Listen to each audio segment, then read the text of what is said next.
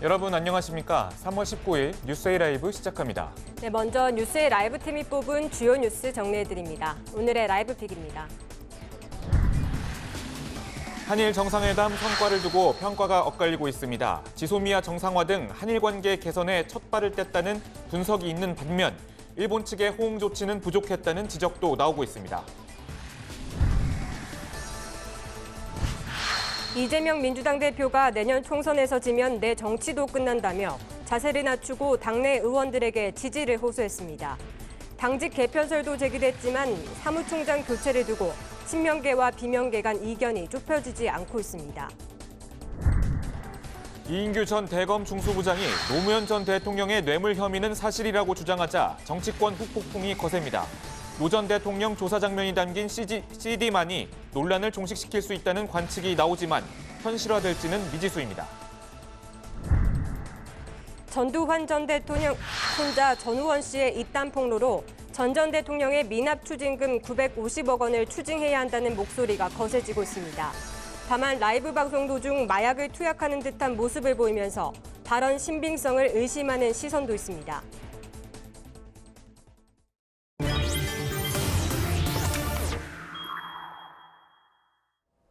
네, 뉴스 분석 함께할 세 분 소개하겠습니다. 최은미 아산정책연구원 연구위원, 구자홍 동아일보 신동아팀 차장 나오셨습니다.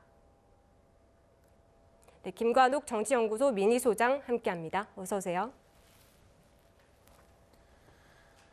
네, 윤석열 대통령과 기시다 총리가 마주 앉아 한일 간 묵은 갈등을 일단락하고 한일 관계의 새로운 장을 열기로 합의했지만 일제 강제동원 배상 관련해선 일본 측이 상응 조치를 충분히 내놓지 않았다는 점에서 숙제를 남겼습니다. 한일 정상의 목소리 먼저 듣고 전문가와 이야기 나눠보도록 하겠습니다.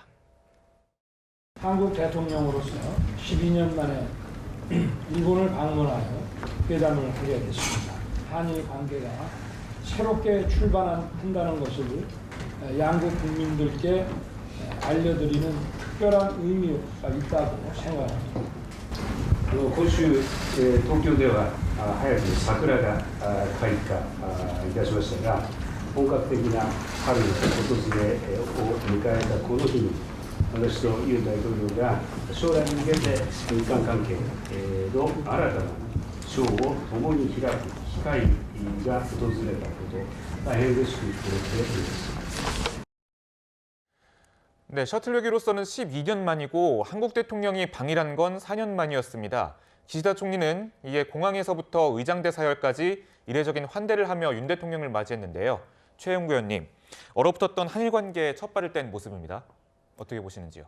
네, 우선 말씀하신 대로 12년 만에 사실상 정상회담이 개최가 됐고 그러다 보니까 그동안 좀 좋지 않았던 한일 관계에 좀 뭐랄까요, 좀 관계 정상화 차원에서 첫 발을 뗐다라는 부분에 있어서는 저 역시 그 부분에 대해서는 긍정적으로 평가하긴 합니다만 다만 이렇게 하게 된 데 있어서 강제징용 대법원 판결 관련해서 정부의 해법 발표가 있었고 여기에 대한 어떤 후속 조치라고 해야 될까요? 보완 조치 이런 부분이 뒤따랐어야 했는데 거기에 대해서는 좀 부족한 부분이 많았기 때문에 아쉬운 점은 많이 남는 것 같습니다. 네, 제가 직접 그 현장에 다녀왔는데요. 사실 당시에 벚꽃이 완전 개화하진 않았었지만 조금씩 피고 있는 모습이었습니다. 제가 한일 정상회담에서 세 가지 포인트, 장면을 좀 꼽아봤는데요. 첫 번째는 2차 만찬 오므라이스입니다.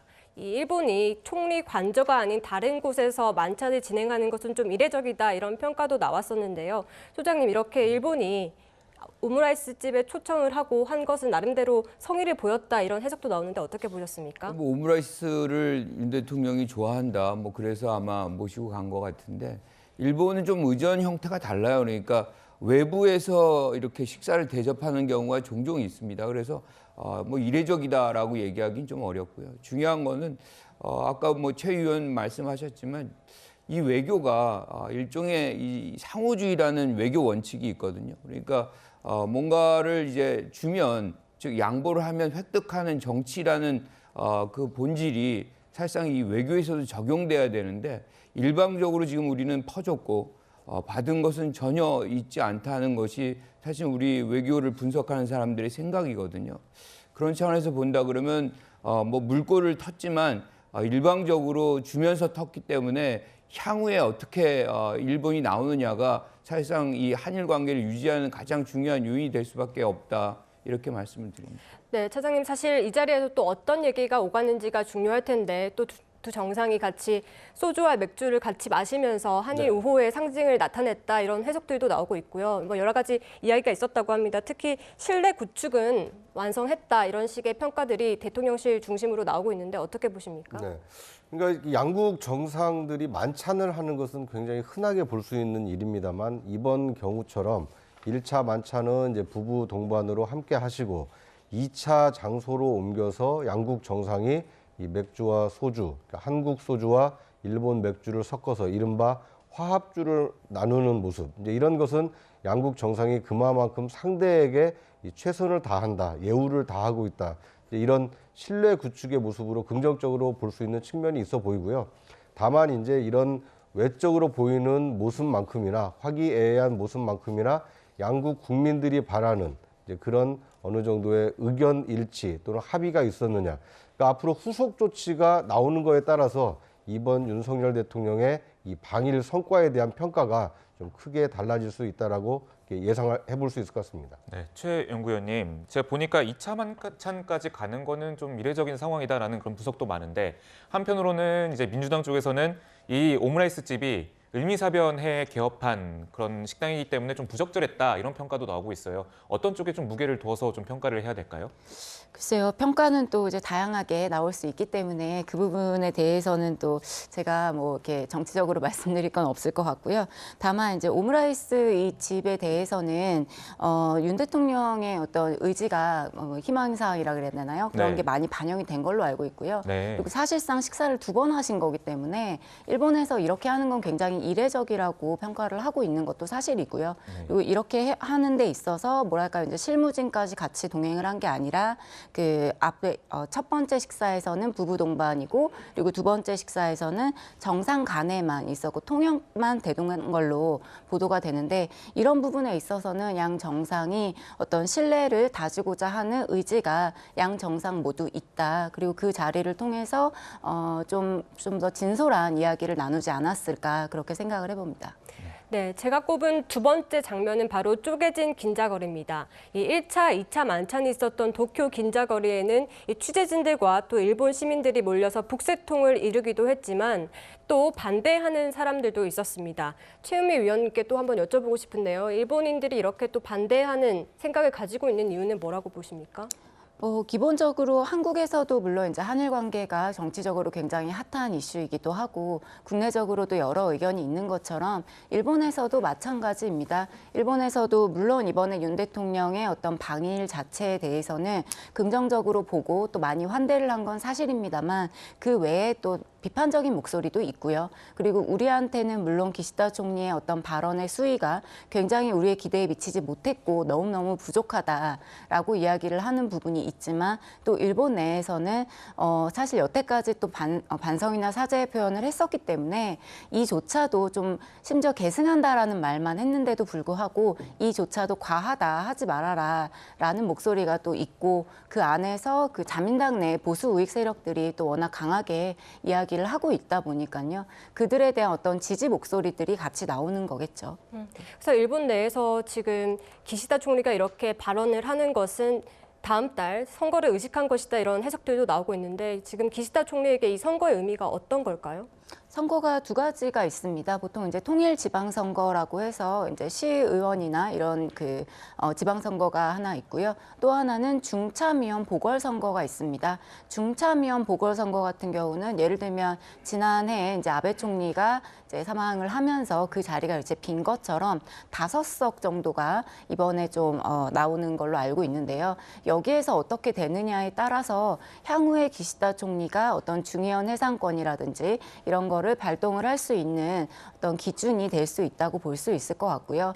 한국과 일본의 가장 큰 차이점이라고 하면 아무래도 정치 체제가 다르다 보니까 네. 한국에서는 대통령의 임기가 보장이 되어 있지만 일본의 총리는 임기가 보장되어 있지 않죠. 물론 일본의 그 일본의 여당인 자민당의 총재가 총리가 되는 시스템이고 총재의 임기는 3년으로 있습니다. 하지만 이 또한 이제 중간에 바뀔 수 있는 여지가 있기 때문에 사실상 어떤 여론에 대해서는 일본의 어떤 내각에서 조금 더 이제 주의 깊게 보는 상황이고 또 다음 달에 선거가 있다 보니까 조금 더 기시다 총리 본인은 사실은 조금 아시아라든지 한국과의 관계라든지 이런 걸 중시하는 어떤 그 성향을 가지고 있지만 그럼에도 불구하고 어떤 정치적인 지형상 조금 적극적으로 나오기는 어려운 상황인 것 같습니다. 네.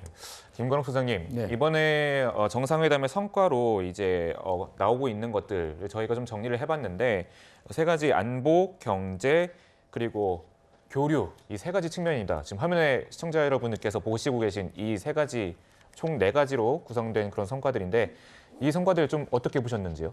이 성과라고 얘기하기가 좀 그래요. 그러니까 실질적으로 뭐 일본이 해야만 하는 거가 이제 세계 품목에 대한 수출 규제거든요. 그러니까 강제징용 문제가 발생하면서 일본이 한국의 경제적 성장 동력이잖아요. 우리 반도체 없으면 못 사는데 그 반도체를 생산을 하지 못하게 하기 위해서 세계의 필수적인 소재를 사실 수출 규제를 합니다. 이걸 이제 겨우 이번에 풀어줬는데 우리는 풀기 전에 이미 그 부분에 대해서 이게 부당하다라고 WTO에 제소를 한 걸 있어요. 그걸 우리가 먼저 철회를 합니다. 그리고 또 한 가지가 우리는 지소미아라는 부분에 대해서 이 대응책을 했었거든요. 그래서 우리가 정보 주는 거 서로 교류하는 것을 사실상 멈췄는데 이 부분도 우리가 해준 겁니다. 그러니까 실질적으로 우리는 해주는 거는 굉장히 많았던 거죠. 지금 WTO 제소를 철회해줬고 지소미아를 또 해줬고 뭐 일본이 원하는 방향의 어떤 것들을 지속적으로 해주고 가장 결정적인 거는 지금 구상권을 청구하지 않겠다는 거잖아요. 강제징용에 대해서 한국의 대법원이 결정한 것을 한국의 대통령이 상권분립이 엄연합니다. 구상권을 청구하지 않는다는 거는 상권분립을 무너뜨린 거예요. 그런 어떤 조치를 하면서도 얻은 게 없다는 거예요. 가장 이제 핵심적인 거는 사실은 돈의 문제가 아니거든요. 그러니까 한국 국민들이 원하는 것은 사실상 진정성 있는 어떤 사과와 반성. 하지만 지금 기시다 총리가 얘기한 거는 기존의 역대 내각의 입장을 계승한다고 했어요. 그런데 그게 뭐 김대중 이 하구의 이제 오부치 선언. 그렇죠. 오부치 선언의 그것만을 특정해서 얘기를 했다 그러면 우리가 좀 이해할 수 있는데 아베까지 다 포함이 돼요. 아베나 뭐 이런 분들은 사실상 식민 지배가 불법이 아니라고 주장하는 사람들이거든요. 그리고 현 외상은 뭐라고 얘기까지 하냐면 현재 있는 우리가 이 강제징용 문제는 사실 없었다. 강제징용 자체가 없었다라고 얘기를 해요. 이런 것들은 우리가 지금 문제 제기하고 있는 것을 전면 부정하는데 우리가 했던 조치들을 다 걷어들였다는 것이죠. 이거는 일종의 퍼주기인 것이고 그 이후의 문제도 다 일본의 선의에 우리의 운명을 맡기는 이런 장면이기 때문에 외교적으로는 실속이 전혀 없는 그런 일방적 퍼주기 외교였다 이렇게 봅니다.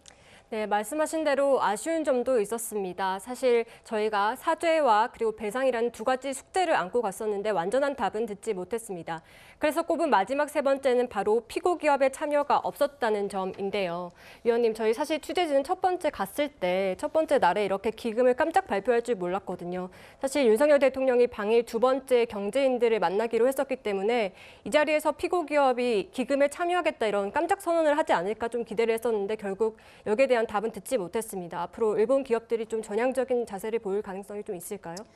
시간이 걸릴 거라고 보고요. 일본의 어떤 분위기라든지 일본의 어떤 특성상 먼저 주도적으로 적극적으로 나오는 거는 글쎄요. 여태까지 저는 많이 보지 못한 것 같습니다. 네. 그런데다가 일본 피고기업 입장에서는 그들의 입장에서는 어떤 식으로든 이게 대법원 판결과 연결시켜 하지 않기 때문에 네. 다르게 이야기를 하고 싶어 하고 그러다 보니까 이제 시간이 걸릴 거라고 보고요. 어떤 이제 기부의 행렬이 이어진다라고 할 때 그때 이제 들어올 것 같은데 근데 이제 너무 늦죠. 사실 한국의 기대에 미치지 못하고 누구보다도 적극적으로 먼저 나서야 되는 게 맞다라고 생각을 하고요. 네. 그 가운데서 기금에 대한 어떤 기부라든지 이런 부분도 저는 상당 수준 해야 되지 않을까 그렇게 생각합니다. 네, 기대에 못 미친 그런 호응 조치다, 좀 아쉽다라고 평가했는데 어떻게 근데 보시는지요? 지금 이 기금은 강제징용 문제하고 전혀 상관이 없는 거예요.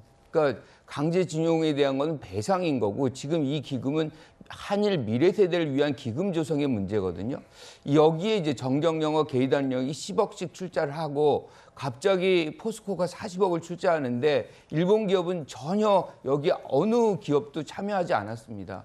그러니까 지금 우리가 원하는 거는 전범 기업인 뭐 예컨대 뭐 이런 기업들이 미쯔비시 같은 중공업이 사실상 뭐 돈을 배상을 한다 안 한다를 떠나서 거기다 사과만이라도 한다 그러면 뭔가 시작이라는 부분에 대해서 인정을 할 텐데 전혀 이 전범 기업에 대해서는 조치가 전혀 없어요. 그리고 이 미래 세대에 대한 기금으로 배상을 덮으려고 하는 그런 의도로 우리가 인식을 하고 있거든요. 그렇기 때문에 이 기금 자체를 왜 지금 하느냐, 왜 나중에 추후에 할 수도 있는 것인데 이 배상의 문제를 하나의 어떤 명분으로 이걸로 명분으로 삼아서 뭔가 이렇게 이 배상의 문제를 없애려고 하는 거 아니냐라는 인식을 갖게 하는 부분이 더 사실은 좀 괘씸하다 뭐 이런 생각이 좀 드는 부분이 있어요. 네, 알겠습니다. 방금 뭐 조아라 앵커가 현장에 순방을 함께 다녀왔는데 뭐 앞서 말했던 것처럼 일본 측의 호응 조치가 좀 부족하다는 그런 인식이 있다. 이게 현장 기자들에서도 많은 얘기가 나왔었나 봅니다. 그래서 한국 기자들이 일본 총리에게 질문을 던졌는데 즉답을 피했습니다. 먼저 그 모습 보고 오시죠. 日本政府は1998年10月に発表した日韓共同宣言を含め、歴史認識に関する歴代内閣の立場を全体として引き継いでいることを確認いたしました。 한국의 노력에 비해 일본 측의 호응 조치가 부족하다는 한국 내 여론이 많습니다. ユン大統領との間において、個人的なこの信頼関係を確認をし、緊密に意思疎通を図っていきたいと思います。 네, 지금 한국 기자의 그런 질문에 기시다 총리가 동문서답을 한 거죠, 구자웅 차장님. 네. 이게 선거를 앞둔 자국 눈치 보기로 이해를 해야 될까요? 네. 그러니까 우리 국민 입장에서 보면 기시다 총리가 바로 그 즉답에서 사과를 했으면 얼마나 좋았겠습니까? 그런데 이제 기시다 총리의 경우에는 일본 정부를 대표하고 있다는 이제 정치적 무게감이 있고 특히 한 달 뒤에 이 중참의원 선거 또는 지방 선거를 치러야 된다라는 이제 그 자민당의 어떤 총재를 겸하고 있기 때문에 정치적인 어떤 부담을 최소화하기 위해서 의도적으로 저렇게 동문서답을 했을 수 있다 이렇게 분석해 볼 수 있을 것 같습니다. 다만 이제 그 내용을 조금 뜯어보면 윤석열 대통령과의 어떤 깊은 신뢰 관계를 확인했고 앞으로 긴밀하게 의사소통하겠다 이렇게 답변을 했거든요. 그러니까 즉답으로 사과를 하겠다 아니면 이 대일 배상 문제에 적극적으로 자신이 노력하겠다 이런 답은 없었습니다만 윤석열 대통령과의 어떤 긴밀한 의사소통을 예고를 하고 있기 때문에 앞으로 이번 윤석열 대통령의 방일 이후에 그 기시다 총리의 방한이 이루어진다라면 한국에 왔을 때 기시다 총리가 새로운 메시지를 내놓을 가능성은 열려 있는 셈이기 때문에 뭐 첫 마디에 배부를 수는 없겠지만 앞으로 기시다 총리의 이어지는 발언 그리고 행동을 좀 지켜보는 것이 어떨까 하는 생각이 듭니다. 네, 선생님 아까 말씀 주신 그 포스코가 기금을 출연했다라고 말씀하신 부분은 강제동원 피해자 재단의 기금을 출연한 것이고 이제 앞으로 이제 한국 기업들과 일본 기업들이 여기 기금에 출연한다 이런 얘기들이 나오고 있는데요. 말씀하신 대로 지금 차장님께서 말씀하신 대로 이번 만약에 여름에 기시다 총리가 답방을 한다면 여기에서 사죄와 배상과 관련해서 좀 더 진전된 입장을 보일 수 있다고 보십니까? 아까 기시다 총리가 신뢰라는 얘기를 했어요. 근데 신뢰라는 것은 사실 진정성에서 나오거든요. 진정성이라는 것은 서로 노력할 때 진정성이 느껴지고 그럴 때 신뢰가 쌓이는 것인데 지금 이번에 어떤 관계, 상호의 어떤 작용을 보면 일방적인데 여기서 어떻게 이 진정성을 느낄 수 있는지 그리고 제일 중요한 거는 이렇게 우리가 강제징용 문제를 사실 윤석열 정부가 상당한 비판을 감수하면서까지도 이런 조치를 이제 취하고 있는데 여기다 대고 위안부 문제를 실천을 해달라라는 얘기까지 추가적으로 해요.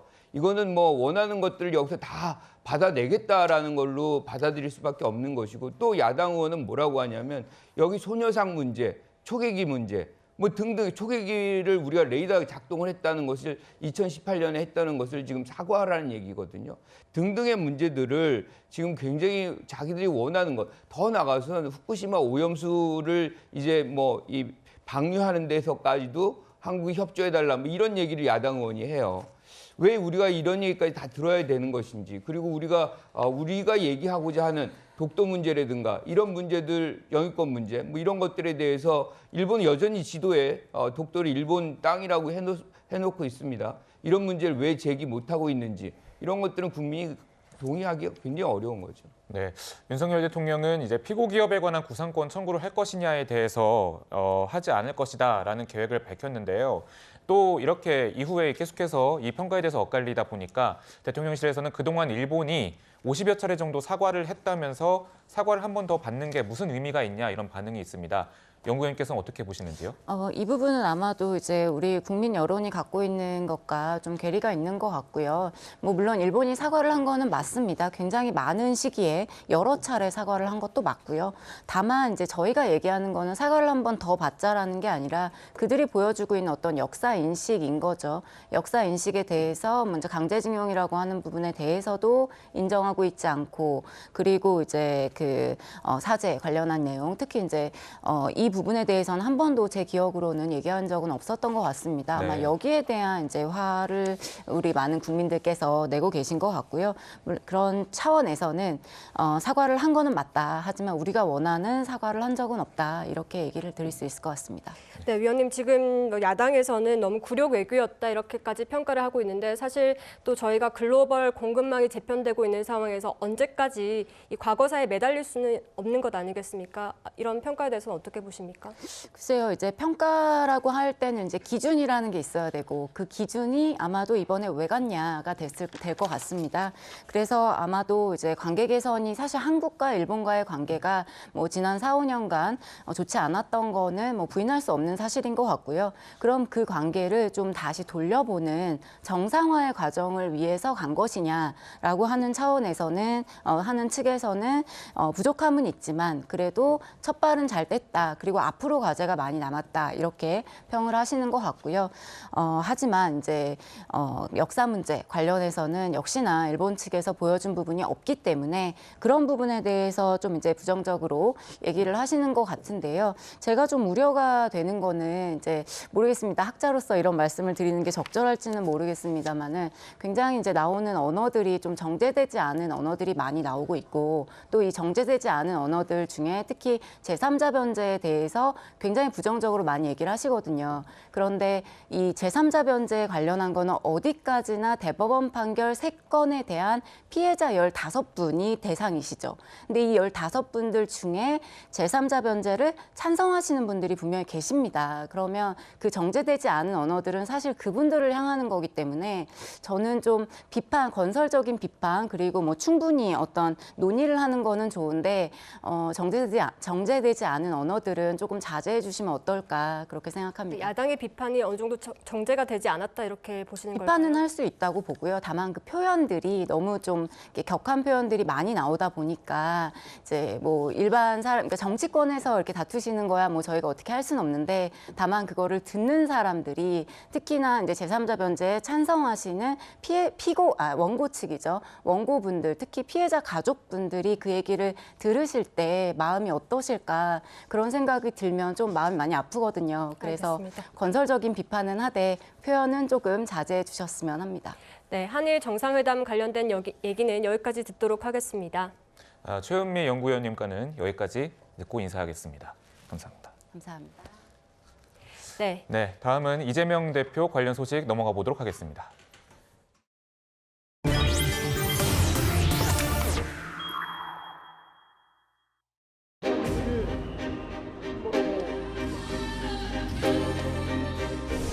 국익도 팔아먹고 시민들의 존엄도 팔아먹고 이 동북아시아의 평화도 팔아먹는 윤석열 대통령에 대한 심판이 시작되었습니다.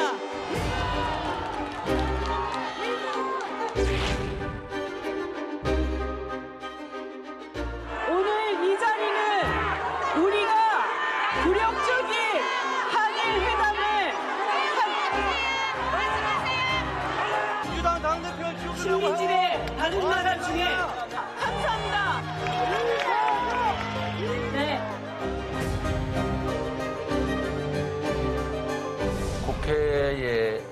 구속 분포상 김건희 특검을 또는 뭐 50억 클럽 특검 이런 걸 하려도 지금 법사위가 봉쇄되어 있기 때문에 정의당의 협조를 받지 않으면 할 수가 없는 상황이에요.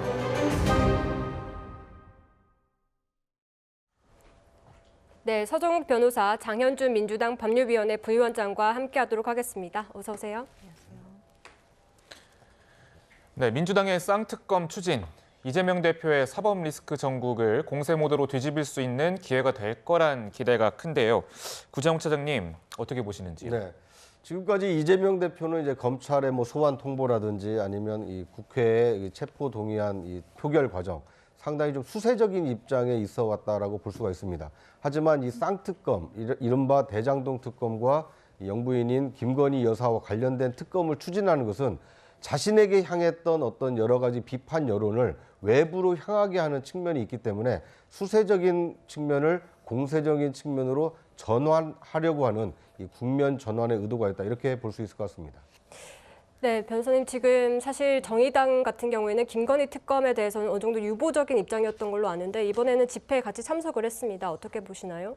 일단 정의당 입장에서도 김건희 여사에 대한 특검에 대해서 반대한다라고 보기는 어려울 것 같고요. 일단 유보적이긴 했지만 이제는 좀 수사가 제대로 진행되지 않고 있기 때문에 특검을 해야 되는 거 아니냐라는 기본적인 의견에 대해서는 좀 맞춰가는 것으로 그런 상황인 것으로 보입니다. 그러나 이제 집회 과정에서 정의당 이정미 대표가 연단에 올라와서 이야기를 할 때 뭐 어떤 그 강성 지지자들로부터 야유를 받았다, 이제 이런 보도들이 나오고 있는데요. 사실 그 야유를 한 주체가 누구인지 뭐 이런 부분을 뭐 정확히 확인하기는 어려울 것 같습니다. 그러나 그런 것을 떠나서 뭐 민주당 지지자들이 야유를 했건 아니면 또 제3자의 어떤 분들이 야유를 했건 그런 사실관계 확인보다 중요한 것은 누군가가 그 집회에 연단에 올라가서 자신의 이야기를 할 때 그 부분에 대해서 야유를 보내거나 뭐 욕설을 하거나 이런 것 자체는 절대 용납될 수 없는 자세인 것은 분명해 보입니다.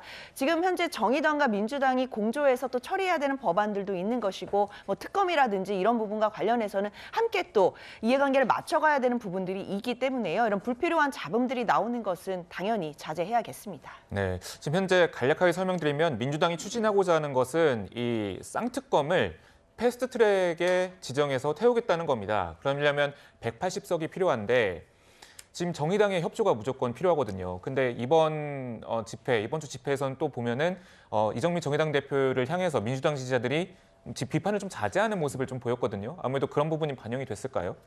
먼저 이제 그 쌍특검의 이름을 다시 정해야 됩니다. 네. 대장동 특검과 김건희 특검이 아니고 제가 보기에 윤석열 특검과 김건희 특검이에요.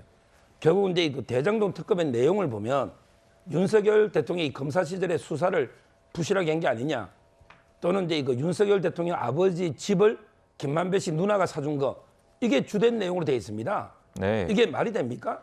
따라서 저는 동시에 대통령 부부를 특검하겠다, 이런 게 의도거든요.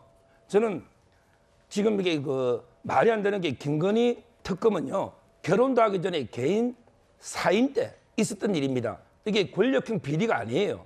그리고 이제 그 주범 권오수 이분들에게 집행유예가 놓은, 이 말은 이제 그 제가 보기에 아무런 혐의가 없지만 만에 하나에 혐의가 인정되더라도 아주 가벼운 처벌이 되는 이런 죄입니다.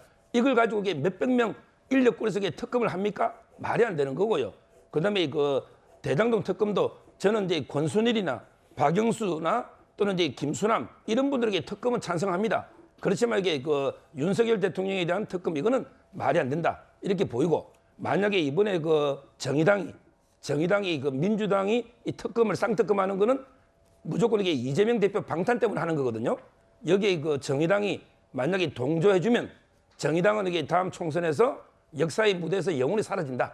민주당 이중대로서 저는 이게 그 사라진다, 이렇게 보입니다. 네, 변호사님, 사실 저번 방송에서 이재명 대표가 강성 지지층을 향해서 자제를 요청한 것이 충분치 않았다, 이렇게 평가를 하신 적이 있는데 지금 또다시 그런 메시지를 계속 내고 있거든요. 지금은 좀 어떻게 보십니까? 저번보다는 이제 그 자제를 강하게 뭐 요구하고는 있지만, 그렇지만 이제 지금도요, 제대로 이게 그 뭐 트럭으로 시위하거나 이런 분들 징계도 없었고요.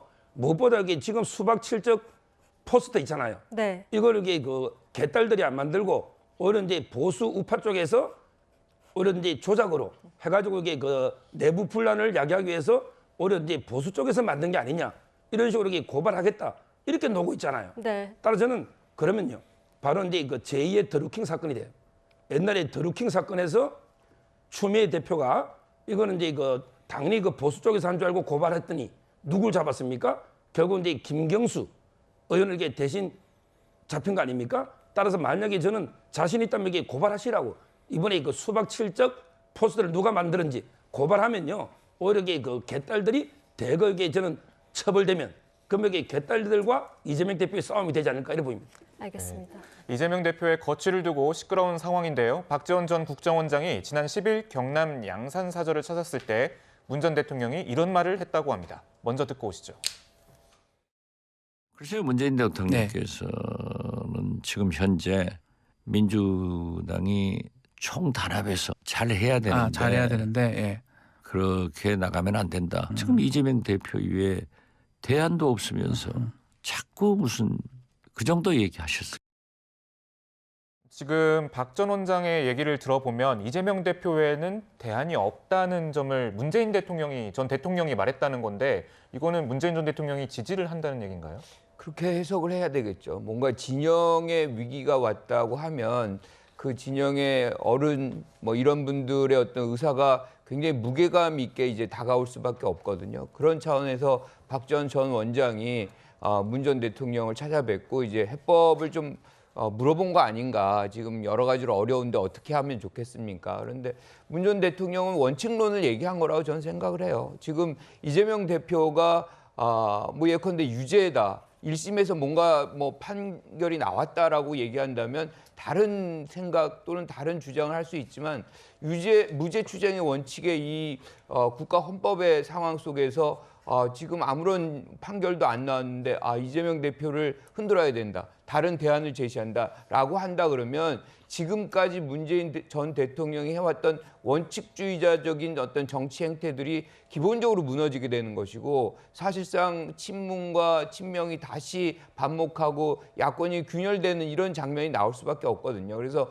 이 메시지는 저는 문 전 대통령이 야권이 단합해라 뭐 이런 메시지로 단합하는 것이 가장 필요한 시점이다 이렇게 해석을 합니다. 근데 이른바 박지원 전 원장은 정치 구단이라고 하잖아요. 네. 이게 숨겨진 다른 전략이 있는 거 아니냐 생각해 볼 수도 있을 것 같아요. 저는 정치 구단 박지원 전 국정원장의 이 신모 원료가 있다고 봅니다. 네. 어떤 거냐면 친문과 친명은 어떻게 보면 반목 관계 아니었습니까? 그러니까 갈등 관계였는데 자신이 그 문재인 대통령의 메시지를 전달을 하면서 사실상 이재명 대표를 옹호하는 메시지를 내지 않았습니까? 네. 앞으로 내년 총선을 앞두고 이재명 대표에 대한 체포동의안이 또 올 가능성이 크고 만약에 이 체포동의안이 가결돼서 내년 총선을 이재명 대표가 치르지 못한다라면 불가피하게 비상대책위원회 체제로 전환이 될 수밖에 없습니다. 그럴 때 친문도 비토하지 않고 친명도 비토하지 않는 사람은 박지원 하나다. 내가 친문과 친명의 가교 역할을 해서 비대위를 잘 이끌 수 있다. 이런 뜻을 담은 메시지가 이번 문재인 대통령의 워딩을 이재명 대표 외에는 대안도 없다. 이렇게 말씀을 하셨는데 사실상 문재인 대통령에게 이 얘기를 확인할 수 있는 사람이 누가 있습니까? 야당 정치인 중에. 그러니까 그렇기 때문에 박지원 전 원장의 저 메시지는 사실일 가능성도 있지만 사실상 이런 국면에 저런 얘기를 함으로써 박지원 비대위원장의 그 복선을 깔고 있는 메시지가 아닌가 뭐 이런 해석도 가능할 것 같습니다. 네, 또 민주당 내에서는 문재인 전 대통령의 진위와는 또 별개로 반박의 목소리가 나왔습니다. 먼저 듣고 오시죠. 우리가 뭐 문재인 대통령 꼬봉입니까? 문 대통령이 지시하면 그대로 다 일사불란하게 움직이고 전직 대통령으로서 해야 될 말이 있고 안 해야 될 말이 있는데 네, 변호사님 지금 이 대표의 거취를 두고 다양한 얘기들이 나오고 있는 것 같은데요. 또 당 내에서는 당직을 개편하는 방법을 얘기하는 분들도 있습니다. 어떻게 보십니까? 그렇습니다. 일단 인적 쇄신에 대한 이야기들은 계속해서 끊임없이 나오고 있는데요. 그 인적 쇄신이 어느 폭까지 그리고 어느 깊이까지 이루어질지 이제 이런 부분들이 좀 문제가 될 것 같습니다. 이제 뭐 사무총장 자리라든지 전략기획위원장 자리 같은 경우에는 당 입장에서는 굉장히 중요한 또 전략적인 자리이기 때문에 그런 부분까지도 인적 쇄신이 있을지에 대해서 또 많은 분들이 집중하시는 것 같습니다. 다만 이상민 의원이 지금 오늘 발언하신 것 중에 문재인 전 대통령의 뭐 부하냐 뭐 이런 말씀을 주신 것 같은데요.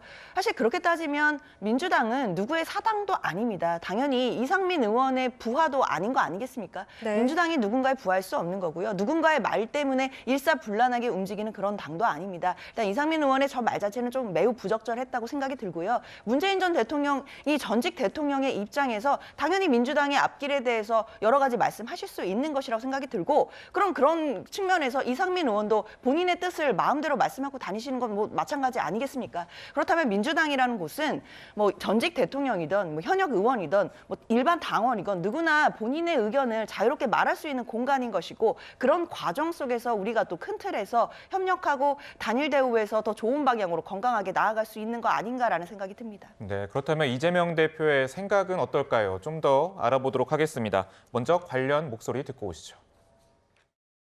총선 승리를 위해서는 어떤 일도 할 수 있다는 이런 취지의 이 총선 승리를 위한 역할에 대한 말씀도 하셨고요.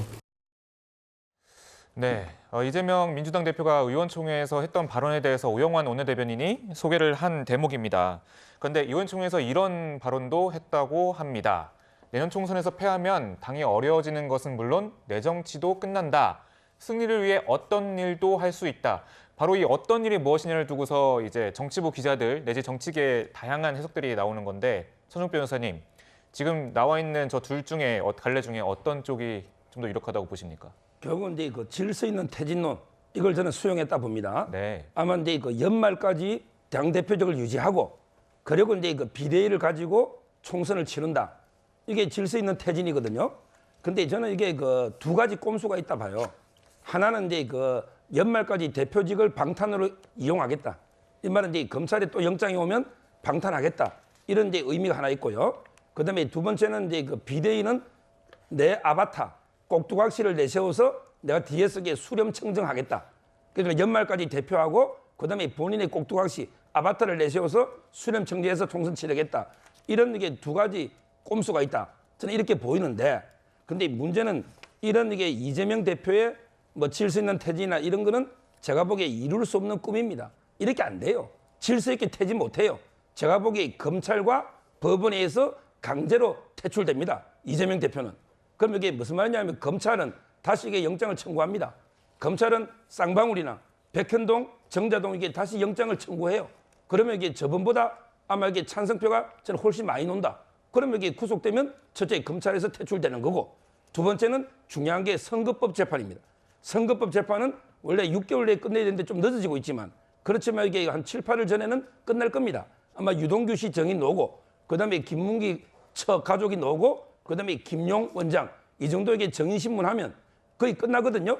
그러면 거기서 이게 저는 백현동이든 김문기 씨 몰랐다. 이게 100만 원 이상 넣으면 이미 434억을 다시 국고 환수됩니다. 따라서 저는 법원의 판결에서도 퇴출된다. 저는 12월 연말 가기 전에 검찰과 법원에서 퇴출될 가능성이 높기 때문에 뭐 연말까지 대표적 유지하는 거, 이거는 이게 이룰 수 없는 꿈이다. 이래 봅니다. 네, 수사와 재판 상황은 좀 더 지켜봐야 되는 상황임을 말씀을 드리고요. 근데 반대로 지금 현재 비대위와 수렴청정 얘기까지 나왔습니다. 소장님 어떻게 보시는지요? 그러니까 그게 사실은 문재인, 김종인 모델 뭐 네. 이런 식이란 말이에요. 그러면 김종인 비대위원장이 그 꼭두가시를 했는지 모르겠네요. 근데 그런 것들이 사실은 이 정치권에서 그렇게 이루어지기 어렵습니다. 자기가 권한을 잡으면 자기의 어떤 정치를 해 나가게 마련이죠. 근데 지금 이재명 대표에게 놓여져 있는 과제는 두 개죠. 당내를 어떻게 이제 안정화시키느냐가 하나고, 또 하나는 검찰 문제를 어떻게 해결하느냐 하는 것인데, 저는 이것이 사실 맞물려 있다고 봅니다. 특히 검찰의 문제, 즉 재판이 어떻게 진행되느냐에 따라서 이재명 대표의 거취가 상당한 영향을 받는다라고 생각을 합니다. 지금 얘기했던 총선이 가장 높은 우선순위다라는 것에 대한 이해는 굉장히 강력한 것 같아요. 그러니까 만약에 총선을 이길 수 있다면 본인의 어떤 거취 포함해서 모든 걸 논의할 수 있다는 그런 유연성을 갖고 있는 것은 분명한데, 본인이 여전히 결백하다고 생각하거든요. 다행히 이제 이재명 대표 측에게 다행히 만약에 1심이 또는 뭐 이제 공직선거법이라든가 뭐 김용 재판이라든가 이런 것들이 빨리 이루어져서 무죄가 하나라도 나온다. 그러면 상황은 굉장히 급속하게 변화되고 기선은 예컨대 이재명 대표가 쥐고 갈 수 있어요. 이렇게 될 경우에는 퇴진론은 상당히 사라질 수가 있습니다. 그래서 재판 결과 여부가 상당한 변수로 하나 작동하는 것이고 또 하나는 이제 비명계와의 과정 속에서 어떻게 사실상 당을 안정화시키느냐의 것인데 저는 기본적으로 국민들이 민주당을 바라볼 때 어떤 점에서 불만이 있었는지에 차관을 해야 된다. 그러니까 지금 이재명 대표 한 명 나가는 것에 모든 것이 사실은 뒤바뀐다라고 저는 보지 않거든요. 그러니까 우리가 대선 때도 586이죠. 586 퇴진론 이렇게 나온 이유는 기득권적인 부분이 민주당 내부에 있으니 그거 걷어내라는 얘기가 사실은 국민적 욕구였어요. 그러니까 저는 이재명 대표가 당의 안정화를 위해서 그냥 기존의 586과 타협할 것이 아니라 오히려 국민적 요구인 인적 쇄신과 뭐 이런 것들을 병행한다 그러면 저는 뭐 요동은 치겠지만 국민적인 어떤 시선 왜 그러냐면 우리가 2021년으로 돌아가면 사실은 국민의힘 굉장히 어려웠어요. 그때 지금은 이제 퇴출돼 있지만 이준석 대표가 그 당시에 뭔가 당을 이끌지 않았다면 지금의 국민의힘이 있을 수 있나라고 생각한다면 지금은 민주당에게는 그냥 조그만 어떤 변화가 아니라 근본적인 변화가 필요한 시점이다. 이것도 아마 이재명 대표의 고민거리 중에 하나다. 저는 이렇게 생각합니다. 네, 차장님 일단 민주당 내에서는 이 대표가 연말에 퇴진하는 질서 있는 퇴진론이 조금씩 의견이 모아지고 있는 것 같은데 사실 이것을 두고서도 비명계와 친명계 간 생각이 조금 다를 수 있을 것 같습니다. 그렇습니다. 전혀 다르고요. 저는 연말까지라는 것도 좀 인정하기가 좀 어렵습니다. 네. 왜냐하면 지금 민주당은 예고된 또 하나의 논란, 갈등이 지금 예고가 되어 있습니다. 뭐냐면 예. 이재명 대표 중심 체제로 지금까지는 질서 있게 당이 유지가 되고 있는 것처럼 보이지만 앞으로 석 달 뒤면 미국에 가 있는 이낙연 전 대표가 이제 귀국을 하게 됩니다. 네. 그러니까 이낙연 전 대표는 이재명 대표 체제를 보완하는 보완제가 아닙니다. 대체제가 될 수가 있거든요. 만약에 이재명 대표의 사법 리스크가 너무나 리스키하고 내년 총선에서 민주당이 승리할 가능성이 굉장히 낮다. 그렇다면 당 그 간판을 바꿔야 되는 거 아니냐. 이른바 비명계의 반란이 현실화될 가능성이 있는데 지금은 아직 구심점이 마땅치 않기 때문에 비명계들이 대부분 침묵하고 있습니다.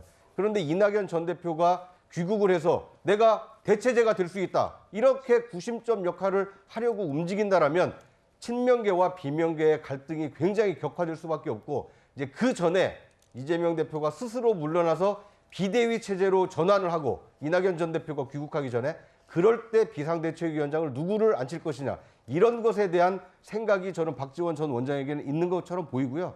앞으로 비명계는 이낙연 전 대표가 들어오기 전까지는 침묵하겠지만 이 전 대표가 귀국한 이후에는 이재명 대표를 끌어내리기 위한 목소리를 낼 가능성이 크기 때문에 네. 결국 민주당은 친명계 중심으로 지금까지는 질서 있게 왔지만 앞으로 이낙연 전 대표 귀국을 계기로 해서 친명 대 비명의 어떤 갈등이 예고가 되어 있는 상황이다. 뭐 이렇게 보는 것이 타당할 것 같습니다.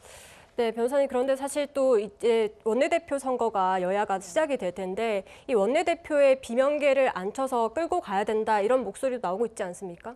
일단 원내대표 선거가 이제 4월경에 있을 예정, 4월, 5월 초 이 경에 있을 예정인데요. 사실 아직까지는 대진표가 확정되거나 한 것은 아니니까 뭐 말씀드리기는 조금 이른 감은 있지만 그렇다 하더라도 일단 친명계에서는 친명계 후보를 내지 않는다는 방향으로 정리가 되는 것 같습니다.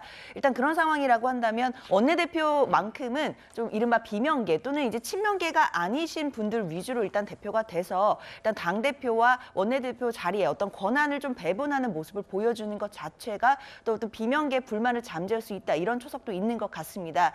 일단 어찌되었던 이재명 대표의 리더십을 지금 당장 흔들기는 어려워 보입니다. 전당대회에서 작년에 77.77%의 압도적인 득표를 받아서 어떻게 보면 득표율을 받고 당선이 됐던 당대표였기 때문에 네. 일단 이 상태에서 당대표의 리더십을 흔든다는 것 자체도 굉장히 좀 억지스러워 보이는 모습들은 있고요.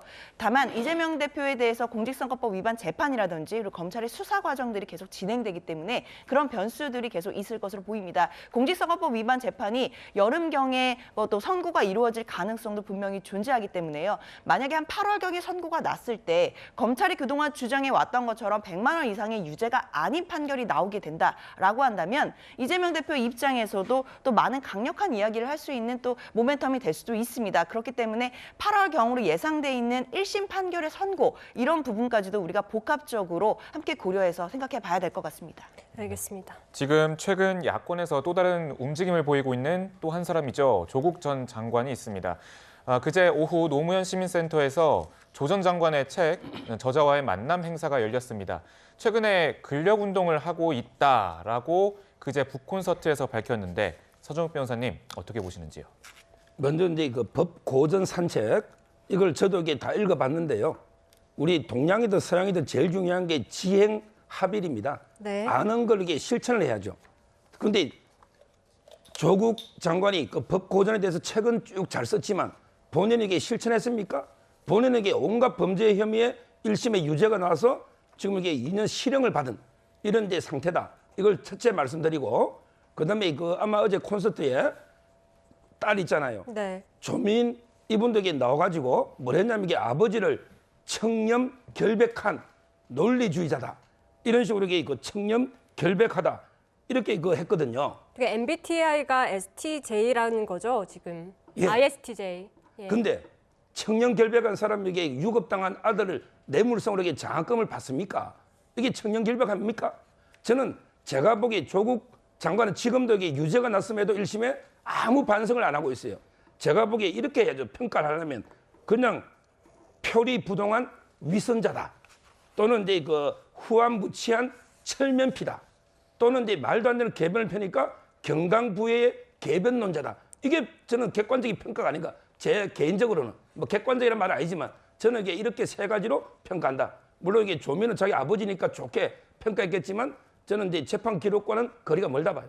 네, 지금 조국 교수에 대해서 굉장히 신랄한 비판을 해주셨는데요. 지금 조국 전 장관이 이렇게 딸과 함께 대동하면서 이렇게 여러 가지 목소리를 내는 것은 앞으로도 정치 행보에 시동을 건다 이렇게 봐야 될까요? 그러니까 지금 뭐 가까운 시한 내에 뭐 정치를 할 것이다 뭐 이런 움직임은 아닌 것 같고요. 네. 하나하나 이제 생활의 어떤 정상화를 위한 어떤 움직임이 아닌가. 뭐 사실 학교에서도 이제 수업도 못 하잖아요. 그리고 뭐 딸도 이제 거의 퇴교 조치되는 이런 장면에 있고 실질적인 어떤 일상이 어려운 상황에 있었고 뭐 그런 것들이 좀 힘을 받기 위해서 자신의 어떤 북 콘서트를 한 것 아닌가. 그런 맥락에서 이제 딸도 응원하기 위해서 왔는데 그 응원의 어떤 과정 속에서 아버지의 어떤 성격 유형 검사 그거를 이제 얘기를 한 거예요. 그런데 우리 서 변호사는 심하게 혹독하게 표현하는데 이게 모녀지간입니다. 그리고 우리가 이번에도 재판 과정을 보면 결과를 보면 무죄 나온 것도 굉장히 많아요. 그리고 검찰의 어떤 기소가 굉장히 무리했던 부분들도 우리 많이 드러났는데 세상에 뭐 굉장히 아주 악독한 사람처럼 이렇게 규정하고 이렇게 이미지화하는 것은 맞지 않다. 하지만 뭐 저도 인정하고 싶은 거는 결국에는 본인이 지향했던 어떤 가치가 굉장히 숭고할수록 행동이 그에 맞춰져야 되지 그 어떤 가치가 더 빛날 텐데 그런 부분에서 굉장히 큰 아쉬움이 있는 것은 분명합니다만 부녀지간의 어떤 정까지도 정치의 어떤 해석으로 우리가 굉장히 혹독하게 하는 것은 부적절하다 이렇게 생각합니다. 알겠습니다. 지금까지 민주당의 대정부 공세와 내부 상황까지 짚어봤습니다. 네, 다음은 조아라 앵커의 이름처럼 훈훈한 뉴스를 살펴보는 시간이죠. 이 뉴스 조아라 보고 오시겠습니다.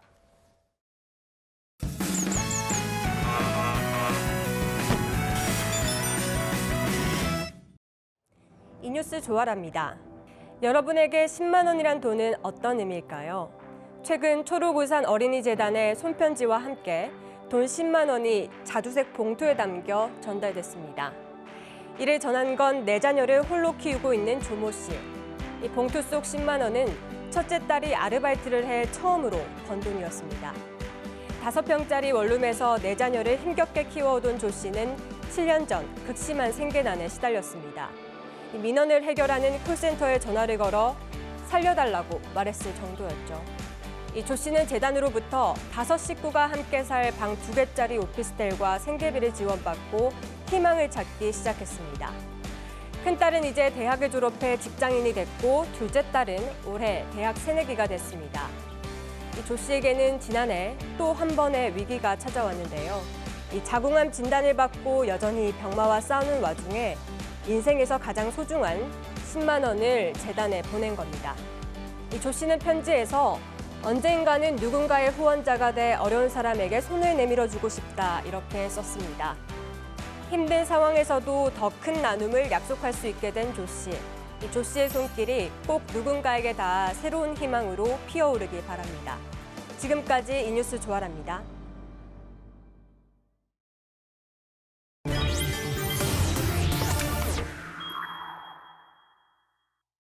네, 2009년 대검찰청 중수부장을 지내며 고 노무현 전 대통령 수사를 지휘했던 이인규 변호사의 회고록을 두고 논란이 계속되고 있습니다.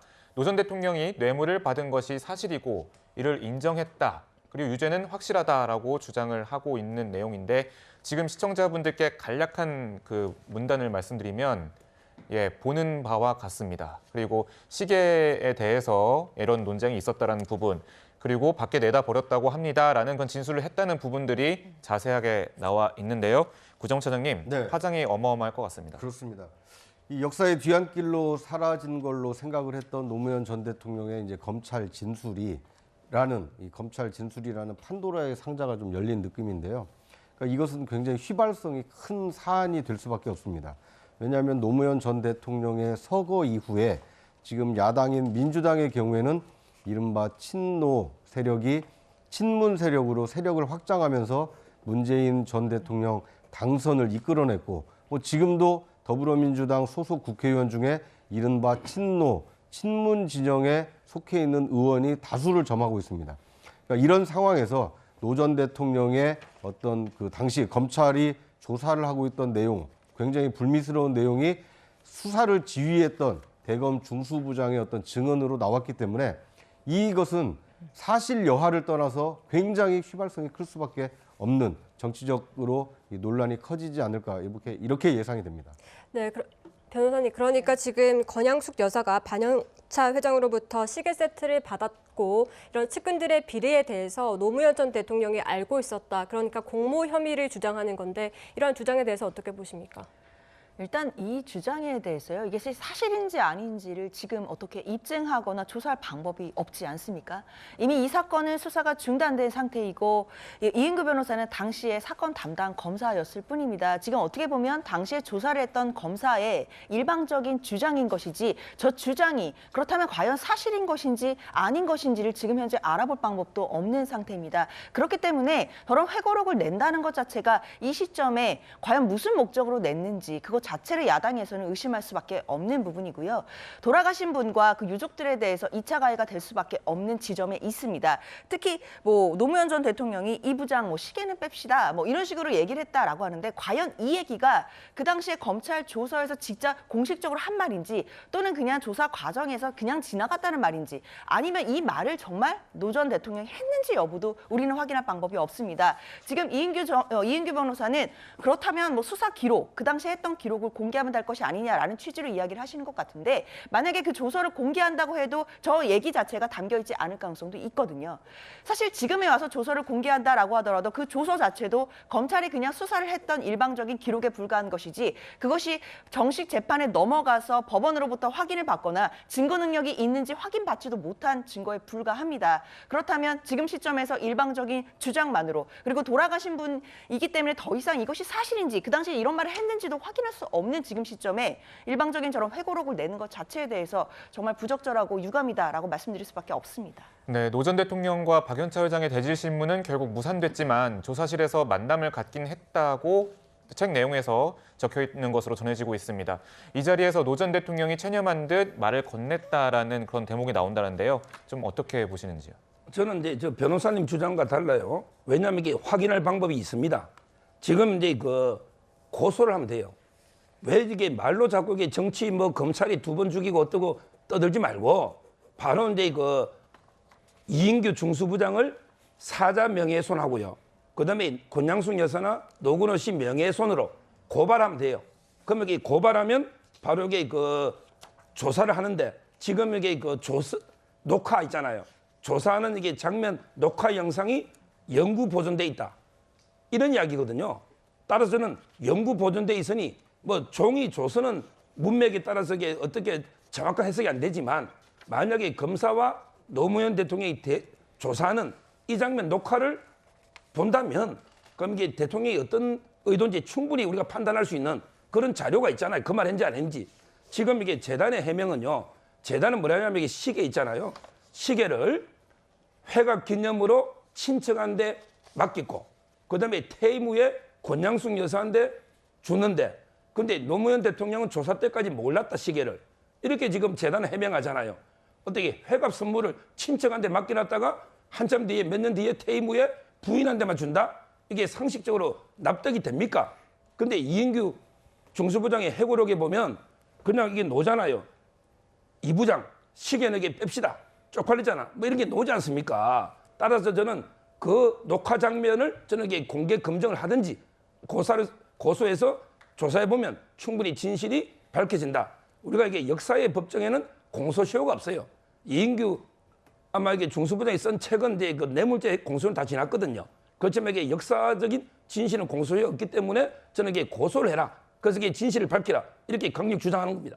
네, 사실 지금 노 전 대통령 말씀의 진위는 확인할 수 없는 상태입니다. 사장님 좀 여쭤보고 싶은 게 지금 이 수사 기록과 말씀하신 영상 기록이 지금 공개될 수는 있는 건가요?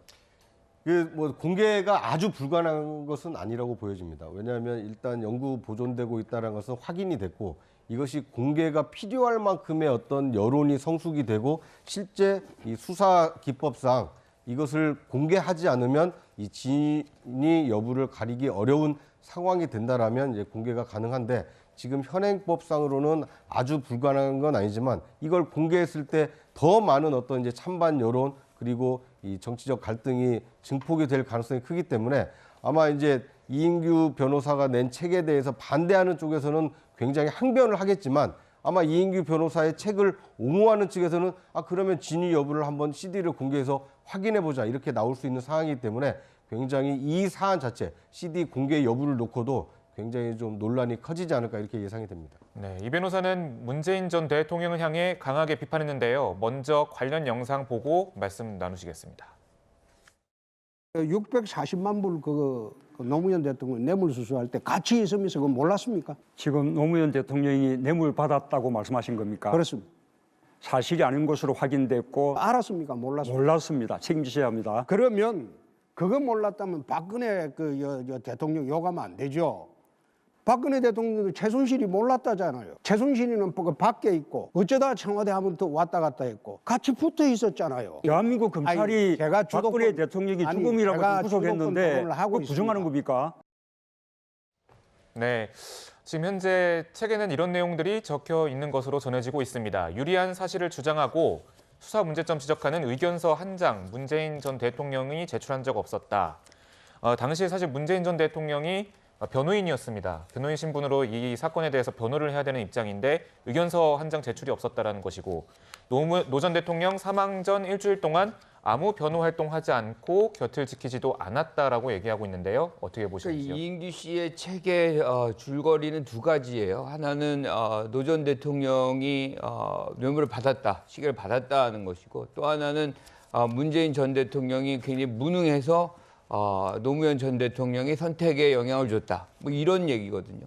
여기에 검찰은 없는 거예요. 그러면 처음부터 이 얘기하고 그 당시에도 이런 얘기를 계속 했어야 되는데 이제 검사의 시대가 이제 득세하는 시대가 온 것은 분명한 것 같습니다. 이런 얘기들을 그냥 가감없이 얘기를 하니까. 저는 이분이 법률가라 그러잖아요. 그러니까 피해자가 사실 사망하면 공소권이 없어져서 이러한 모든 수사들이 중단이 되는 것이 맞는 것임에도 불구하고 이 논란거리가 되는 것을 알면서 이 책을 썼다는 것은 이미 법률가가 아니라 사실상 정치인이나 이 책을 팔기 위한 목적이 아닌가라는 생각을 지울 수가 없고요. 그 당시에 문재인 전 대통령에 의해서 선택을 했다. 그러면 압박 수사 그리고 망신 주기 수사 우리가 계속 봤던 그 장면들이 있어요. 피의사실 공표하고 논두렁에다 버렸다. 그리고 나중에는 이인규 씨가 뭐라 그러냐면 논두렁에 버렸다는 표현은 국정원의 작품이다. 뭐 이런 얘기 한 적이 있거든요. 그러니까 이런 어떤 과정에서의 이런 것들에서의 검찰의 어떤 역할 이거 분명히 존재했음에도 불구하고 전혀 상관없이 모든 책임은 문재인 전 대통령이 있다. 그리고 노무현 전 대통령은 시계를 받았다. 일방적인 이런 주장이 이런 시기에 또 된다는 것 자체가 굉장히 좀 안타깝다. 한국 정치 굉장히 어렵다 이런 생각 듭니다. 네, 변호사님 지금 이 노무현 재단 측에서는 이인규 변호사에 대해서 2차 가해라고 주장을 하면서 사자 명예훼손죄를 실제로 검토를 하고 있다고 합니다. 그런데 제가 궁금한 것은 이 이인규 변호사가 왜 이 시점에 이 책을 냈을까라는 점이거든요. 어떻게 보십니까? 그거는 이제 본인 말대로 이제 공소시효가 형법상 이 공소시효는 다 끝난 거죠. 이 시점에는 이제 역사의 진실을 밝힐 필요가 있겠다. 그래서 책을 냈다고 보고요. 네. 저는 이제 계속 고소하라는 거예요. 고소를 해야만 우리가 이제 영상 녹화라든지 조서라든지 검증이 가능하거든요. 따라서 저는 이걸 이게 역사에 완전히 묻어버릴 수는 없어요. 빨리 저는 재단이나 아니면 권양숙 여사나 노건호 씨가 고소를 해서 진실을 밝혀야 된다. 이렇게 보고요. 제가 한 말씀만 드리면요. 지금 저는 자꾸 뭐 재단이나 다른 친노 정치인들은 노무현 대통령을 부관 참시 2번 죽인다. 이런 식으로 계속 공격하는데 제가 보기에 진짜 노무현 대통령을 부관 참시 2번 죽인 거는 친노, 저는 정치인들 이런 분들이 오히려 그랬다 봐요. 왜냐하면 이게 고인의 유서를 이게 떠받들어야 되잖아요. 존경하면. 근데 제가 노무현 대통령 유서를 저는 수십 번, 수백 번 봤어요. 보면 뭐라고 되어 있습니까? 미안해하지 마라. 누구도 원망하지 마라. 누구도 원망하지 마라. 운명이다. 이랬잖아요. 근데 왜 이 사람들은 이명박 대통령이 죽였다, 검찰이 죽였다 이런 식으로 이렇게 남을 공격하고 원망합니까? 노무현 대통령이 누구도 원망하지 마라. 이렇게 했고요.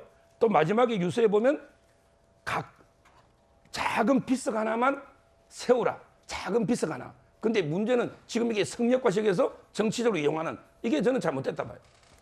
네, 알겠습니다. 지금 현재 여러 가지 논란이 나오고 있는데요. 이 수사 기록이 과연 공개될지 아닐지 이런 걸 법적인 검토도 필요하고 좀 더 지켜봐야 된다. 뭐 다양한 관측들이 나오고 있습니다. 후폭풍이 좀 거셀 것으로 예상되고요.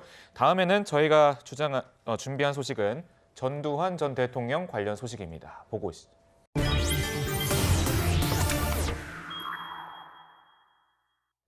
고 전두환 전 대통령의 손자인 전우원 씨가 개인 방송에서 가족의 비자금 은닉 의혹과 관련한 폭로성 발언을 잇따라 내놔 논란인데요. 먼저 관련 영상 보고 오시겠습니다.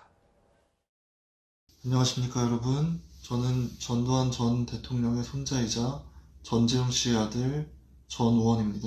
저는 오늘 이 자리에서 저희 가족이 아마 행하고 있을 범죄 사기 행각에 관련돼서 이를 밝히는 데 도움이 되고자 동영상을 찍게 됐습니다. 전 제 할아버지가 학살자라고 생각합니다. 그리고 그는 저희의 나라를 지킨 영웅이 아니라 범죄자일 뿐입니다.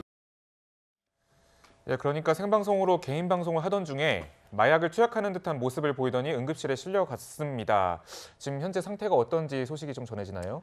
그렇습니다. 지난 17일 오전이었죠. 굉장히 좀 충격적이었는데요. 라이브 생방송 도중에 마약으로 추정되는 약물을 투약하고 뭔가 환각선세를 보이는 것 같은 그런 모습을 보이다가 실제로 뭔가 이제 다른 사람들에 의해서 잡혀나가는 모습까지 그런 모습까지 보였기 때문에 굉장히 국민 여러분들이 많은 충격을 받으셨고요. 당시에 일단 병원에 실려가서 치료를 받는다라는 이야기들이 있었고 한때는 호흡이 뭔가 중단됐다, 호흡이 곤란된다 이런 얘기까지도 돌았는데요. 일단 지금은 상태는 굉장히 좀 호전된 것으로 알려져 있고 병원에서 치료 중이라고 하는데요. 일단 한국으로 올 가능성도 있다라고 하기 때문에 한국으로 오게 된다면 마약 투약 여부라든지 이런 부분과 관련해서 처벌 여부도 나중에 또 논의가 될 수 있겠다라는 생각이 듭니다. 네, 변호사님 지금 전 대통령 비자금의 2,205억 원 중에서 925억 원 아직 환수하지 못한 상태거든요. 지금 이 전 씨의 발언을 토대로 이 추징금 환수에 나설 수 있는 겁니까? 뭐 제가 보기에 특별법이 또 필요한 것 같아요. 옛날에는 이제 그 본인 재산만 소멸시효가 3년이었거든요. 근데 옛날에 전두환 대통령 특별법을 만들어 가지고요. 시효를 10년으로 늘리고 그리고 이제 그 가족들까지 범위를 확대했거든요. 네. 근데 문제는 지금 그래도 이게 10년이 또 지났잖아요. 따라서 저는 지금 이게 국회에서 아마 한 3가지 법 정도가 계류되어 있을 겁니다. 예를 들어 이제 그 공소 시원하게 소급의 문제를 해결한다든지 그리고 이제 이거 알면서 치러간 사람들 있잖아요. 지인들까지 이런 식으로 이렇게 범위를 넓힌다든지 이런 식으로 이렇게 특별법을 만들어야만 추정이 가능하지 않을까 이래 보입니다. 네, 지금 현재 전원 씨가 개인 방송을 통해서 이제 일가의 그런 비자금 관련해서 한 폭로성 발언을 이어왔는데 소장님 이런 발언들 좀 더 신빙성을 가지고 뭐 수사가 진행될 수 있다고 보시는지요?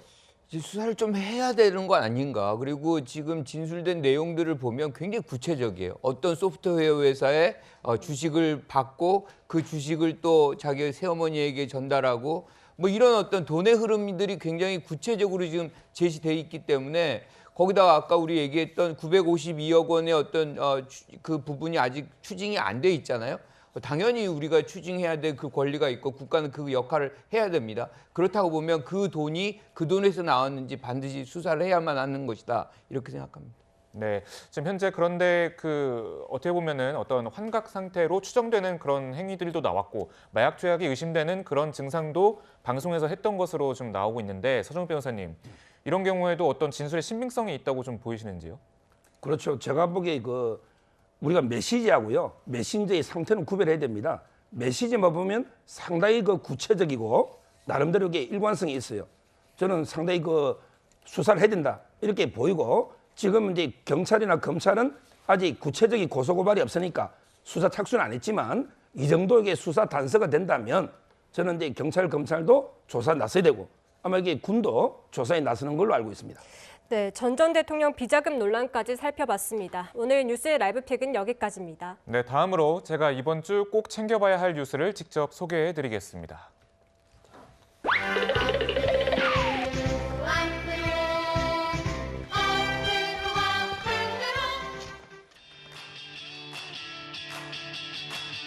주요 뉴스를 미리 보는 시간 앞으로 뉴스입니다. 월요일부터는 마스크를 벗고 대중교통을 타도 됩니다. 마트는 물론 마트나 기차역 등에 있는 약국에서도 마스크를 쓰지 않아도 됩니다. 중앙정부 차원의 마스크 착용 의무가 생긴 지 2년 5개월 만에 내린 조치입니다. 이제 남은 방역 조치는 7일 격리 의무와 의료기관 마스크 착용입니다.